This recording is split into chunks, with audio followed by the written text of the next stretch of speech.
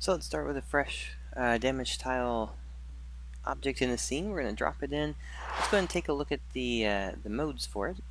So when we go to the damage modes, we have the first one, which is trigger only. We looked at that. Now we have a time-based. Now that's going to be the default one, and let's go ahead and take a look at it in terms of how it works. So when you set the when you set the mode to a time-based, we're going to go to our timers and delays. So timers and delays, it's basically going to work on, it works on multiple levels. It's going to allow you to say how long is it going to be down, which is going to be the start state, and inactive, and how long is it going to be up on the active state.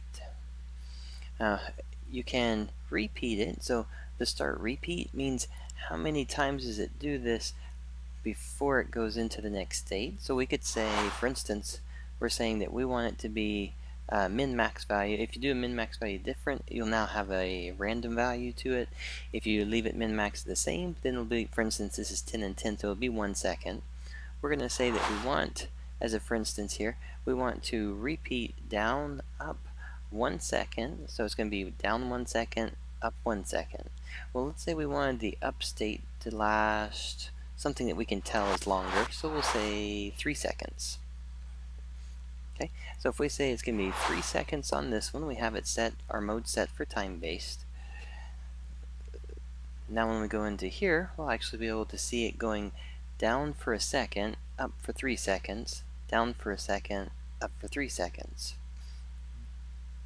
Okay, so now if we have it set for this, now if we go back to here, and on our timers and delays again, this time though, we're going to say we want to repeat.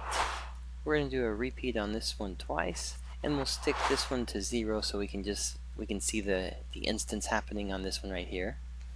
So we're going to repeat the on state 2 times.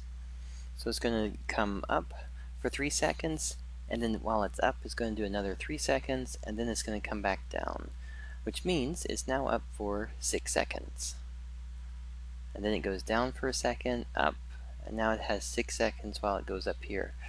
Now the reason why it's set up that way is so that for pattern states, you can actually start using those additionally when we get into the pattern part. But for timers though, you've got that min and max value range, and just one extra piece here so you can see that with it is if I was going to do, for instance, if we do repeat at 0, but we do min at, we're going to say like 0.2 of a second, and then we'll do the same thing over here. Alright, so if we set it to this, we're going to get a nice, very nice random pattern happening with it, which will make it even more unique while it's in your game. You won't know what's going to happen with it. So for instance, with this one now, it could be 3 seconds down or up. It could be a split second when it goes up and down. So every time it runs through this, it's going to constantly be picking a new number, so it's going to be constantly changing to a different scenario.